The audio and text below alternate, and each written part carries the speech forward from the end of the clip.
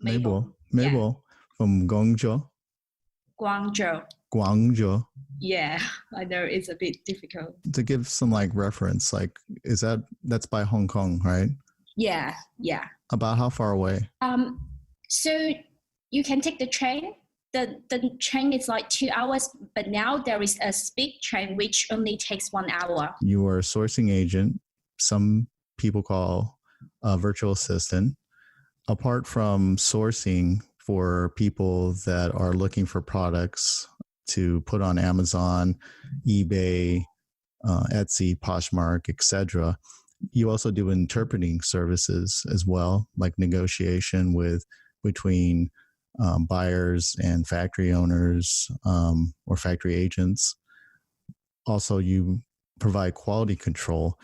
And in case somebody wants to take a trip to China and actually view the facilities and check out some of the products they have over there, you can provide those services as well. I guess everybody wants to know a little bit more about what's your story and how you came about as becoming a sourcing agent. Yes, so it's an interesting story because when I just finished school in Australia, because I studied my bachelor degree there. So after I finished, I got back to China, and that was just happened to be Canton Fair. A lot of people who source from China know about Canton Fair. That's like the biggest sourcing fair in China and probably one of the biggest in the world. So I was doing some interpretation for some clients during that fair, and it really got me interested in sourcing. And after that, I actually got a job to work in a factory as a sales like in foreign departments, because that factory was really big. They have 2,000 people.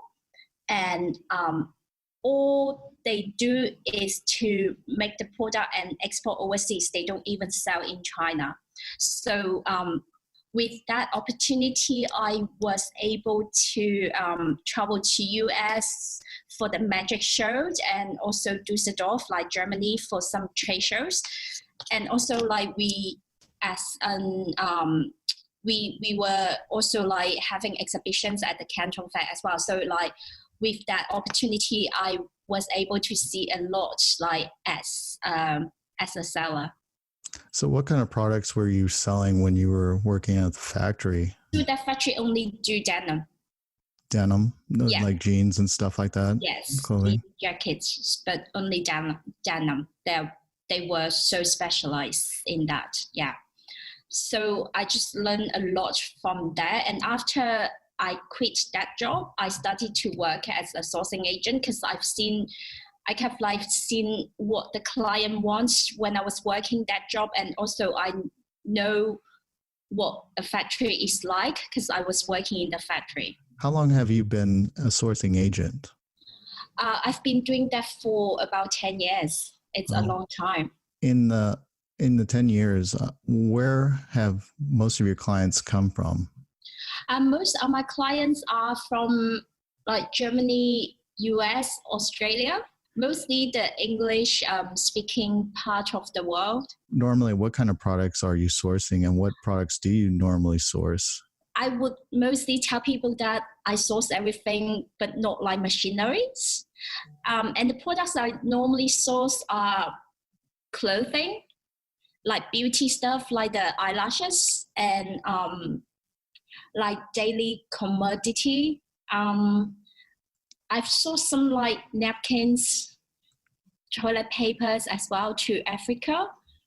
Oh, wow. Some bags, children's bag, or like fashion accessories, furnitures, kitchenware, bathroom stuff. Now, has it always been for resale, or has it been for other things? Yeah, it's mostly, so if it's for like furniture stuff, it's mostly like people are doing a project and they need construction materials or furniture. So those are always for like a project. For the other stuff, that can be wholesaler or people who are doing their own brands, like as OEM. And do you do this all alone, or do you have a team with you? Yeah, I have. At first, when I started, I did this all by myself. Now I have a team of 3 people, but I'm the one who always talk to the client first, because so that I really know what they want. If some tasks that I need to give to some of my team member to do it, then I would do so. But if not, I will handle it myself as well. Depends on the length of the project. What has been some of the requests that have been not doable for you as far as sourcing?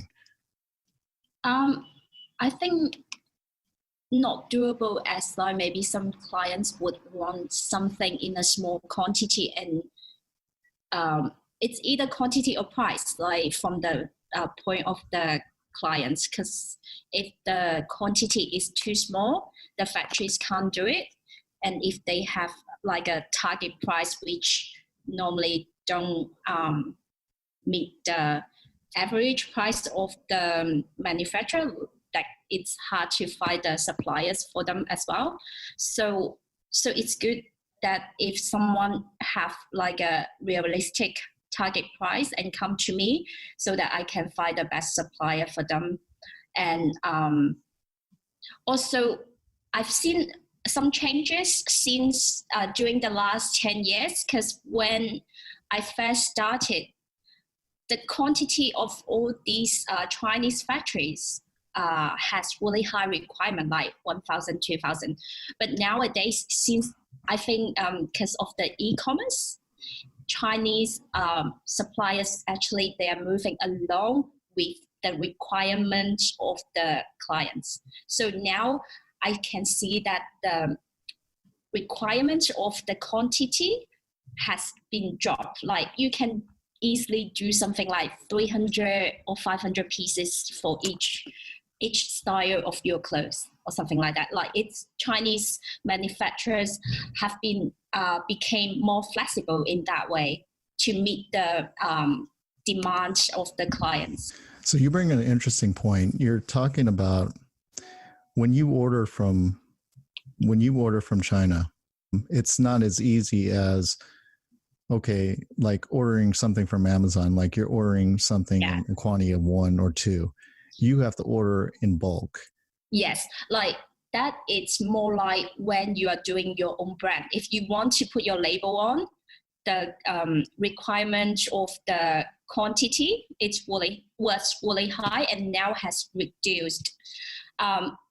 I think if someone just doing wholesale, it's okay. Like they can buy it from AliExpress, or they can just buy the ready-made products from wholesale market or from Alibaba. I think some people also offer wholesales in Alibaba as well. I think like 10 years ago, I don't think there are many suppliers offer that on Alibaba. Most people that want to buy new items, to put on like Amazon, for instance, they'll normally go through Alibaba. And Alibaba is great. And Alibaba, I mean, there are some limitations. Of course, they'll price high.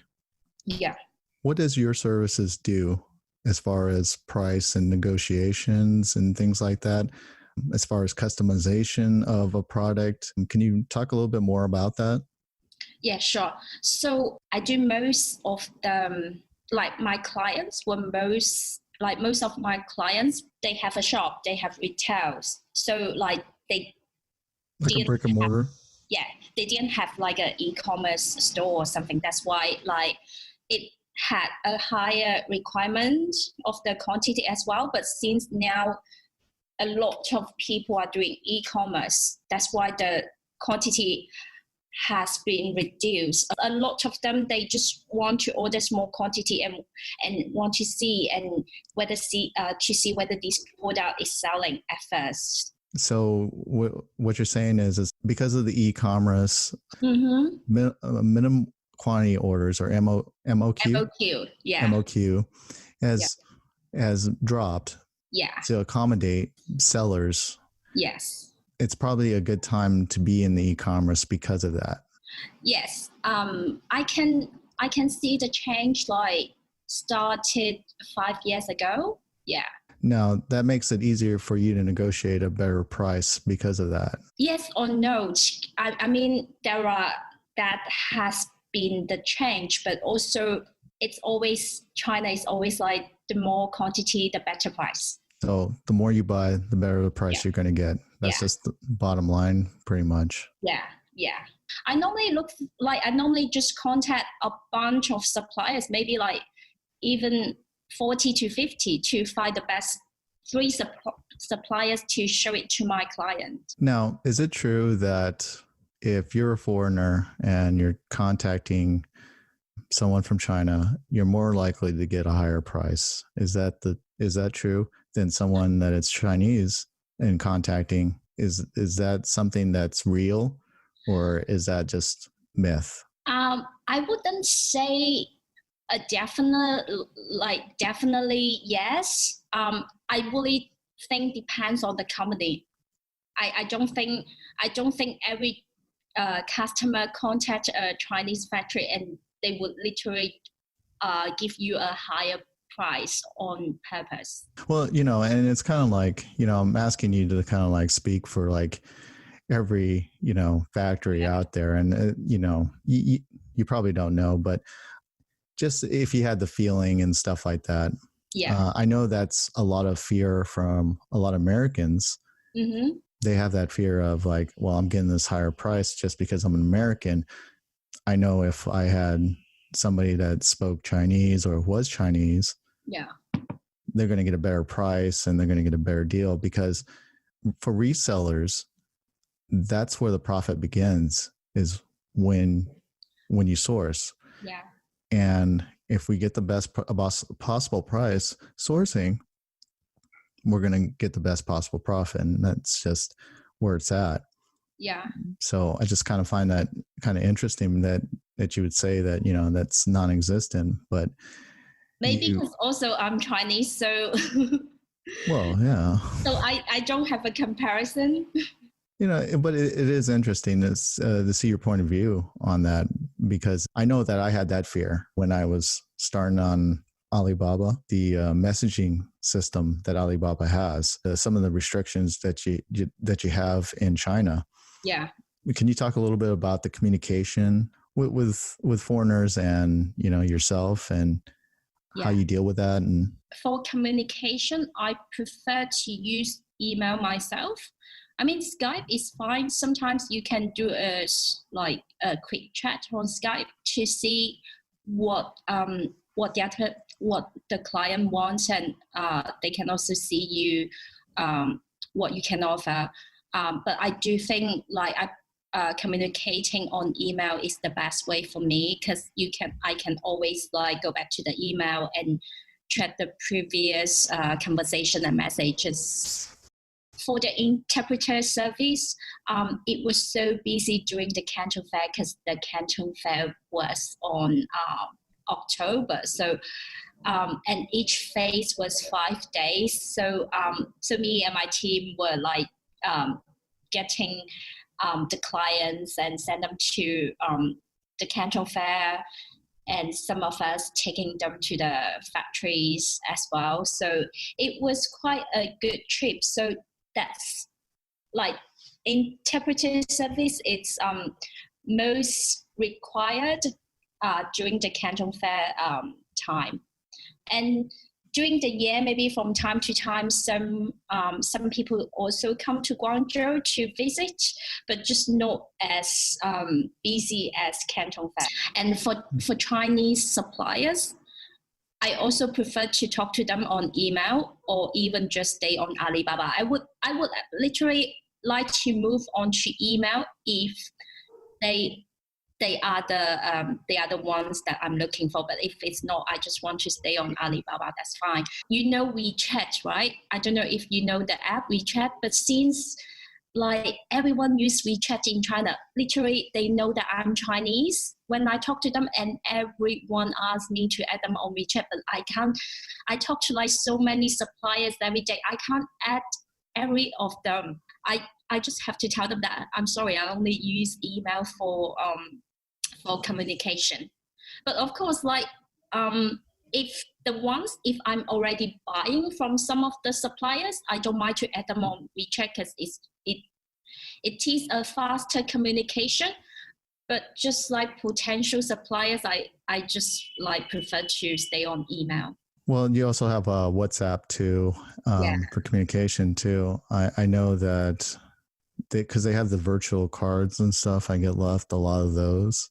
Ah, okay. Yeah, and a lot of WhatsApp numbers and stuff. It seems like a really big thing. I get a lot of those, and I get kind of swamped with all of those, and it becomes Yes. spam pretty Yes. much. So you need to be careful of that, who you give your information to. I guess for a foreigner, they will ask you for the WhatsApp, but as a Chinese person, they definitely ask me for WeChat. And it's really weird for me to tell them that I don't have WeChat. I'm sure, because they're like, well, everyone has it, and are you really Chinese kind of thing, probably, right? Yeah, I just like, and then I just have to be honest. Like I just have to tell them that I don't use WeChat for work. Well, then that leads into another thing, because you bring up a very good point right now. It's scamming. People are afraid of scams. There are some scammers in China. They are really good, and they are really good at scamming. Like people in China are really good at scamming. So really be careful of that. Your services would to navigate that kind of stuff, because you would be keen to this kind of stuff. And then if necessary, you'd actually go to the actual factory and meet up with the contact, or the actual person, factory owner, business owner, and confirm that with your client. And I think that's very valuable, because that's peace of mind. Yes, thank you so much. That's a really good point. I did offer this. I do offer the service to do a quality check on the factories before the clients buy anything from them. So it's you are right, because the clients would send me all the questions that they have, and I would just go and check the factories and just take all the questions and give all the answers to my clients. A lot of time they just they really concerned about like whether that's a real factory, like what they actually produce, stuff like that. Yeah. Are they legit? Pretty much. Yeah, Are they a real factory? Yes. Are they real life people working there? Yes. And I think that's where the disconnection comes with Alibaba, is that it's not like a sense of a traditional, like, I guess what you could say, like a site that you would see in the United States, maybe like something, maybe like eBay or Amazon, where it's very well developed. When you see listings on Alibaba, they're really kind of like put together real quick. They're not done up. They're not pretty. In other words, I mean, for lack of better terms, they're not pretty. They're not pretty ads for their products. And you're right.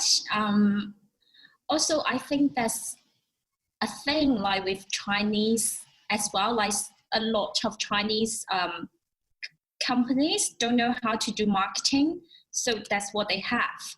And also they are the factories. They are not even like a distributor or like a seller who face the end consumer. So like to them, that's not what they are thinking. I think what they think is just to like get the business. But also it's true, like sometimes like you will see pictures of factories on their Alibaba page. You would also wonder, oh, is this their like real factories? right. Because it could be somewhere from like totally a different place, right? Like a big done up like high rise from like, I don't know, San Francisco or something like that. And our factory's on the 4th floor or something like that, right? Yeah. Right. Yeah. So, and you can check that out. Can you also provide pictures as well to your clients? Yeah, so if I do go to the factories, I would like take photos, and I would go to the warehouse, like the factory on site and office. Yeah, photos like that. Yeah. And I think that's really important, especially if you're gonna be ordering a lot, and trying to get a better price for the products and your items. Yeah. To have that kind of service is, it's priceless. Yeah. I think that's well worth the money. Yeah, that's true. Because as you said, it's a peace of mind. I guess when you are placing an order, you need to put down like 30% of the money. So yeah, it's really worth it. And when is the Canton Fair? So it's 2 times a year. The first one is the springtime in April, and the second one is in October. And just to give a picture or a mental picture of how big the Canton Fair is, how many vendors are normally at the Canton Fair? So the Canton Fair, like in October, it was from October 14th to November 4th. So it was about 3 weeks. And each week, they actually showcase different industries. In each section, it's about 200,000 buyers attend the fair from more than 210 countries all around the world. The Canton Fair is actually mostly targeted at foreigners, like foreign trade. It's not for like Chinese market. Canton Fair is mostly for like buyers who do OEM. I think Amazon as well. Yeah, but not for wholesale, definitely. So if a person wants to order for their Amazon store, Canton Fair would be where it's at. Yes, a lot of Amazon sellers are going to Canton Fair now. I think one thing that I wanted to hit upon, what I kind of forgot, was okay. So let's say that a client signs up for your services. They want a particular item. So what happens after that? Oh, okay. So depends on what the client wants. I could either pass the contact to the client so that the client can contact the factory directly, or I can do everything. Like I literally do everything from the scratch till you receive the goods at your location. So I can do the communication between the factories, and also like get the samples for you, and also check the deadline. Just like sometimes, like the factories, most of the factories, they don't like finish the goods on time. A lot of them. So like I would be like pushing them to like, hey, when this is gonna finish, and also if quality check is necessary, so I can also go to the factories and do the quality check. And nowadays, I've also done my video quality check as well. Like when the client just bought like a small quantity, and maybe I don't really need to go to the factories to check it on site, and I've also done like video quality check. And also shipping. We also organize the shipping either by air or by ship. Right, and you were able to give me a really good rate on shipping, because it seems like the factory really kind of like lack on the shipping. They sometimes don't understand the urgency when you need your items or you need your stuff. And I think you understand that a whole lot more, and you were able to accommodate me and give me a better shipping rate and get it to me quick. I have been cooperating with this logistic company for a long time, so I'm able to get a better rate. I want to let everybody know, where they can find you. How can they sign up for your services? How can they get in contact with you? Yes. So normally nowadays I mostly do word of mouth. So I have a website, I have a Facebook page, and also a YouTube channel. And I'm going to leave all that information down in the comment section down below. Go ahead and click that link. You're getting a premium service offered by Mabel. She is a totally awesome sourcing agent. You will not be disappointed. I really appreciate you taking your precious time out of your busy day to talk to everyone on my channel. And I appreciate everything that you've done for me, and I definitely will use you in the future. Thanks for recommending me. To answer any question, if any of your audience have, yeah, they can just contact me directly, or they can let you know and you can connect us. Absolutely. You can also DM me on my Instagram with your questions. You can leave a comment down below. If you're interested, we can also do a live chat in sometime in the future if that's possible. A good idea. Thank you for watching my interview with Mabel, sourcing agent from China. I'm going to leave all our information down below. Check out our YouTube channel and Facebook page. My name is Ronnie at the Secondhand Store, and I'm hoping to help you with your thrifting and reselling business. I'm going to get back to listing some more items on eBay. I'll catch you on the next video.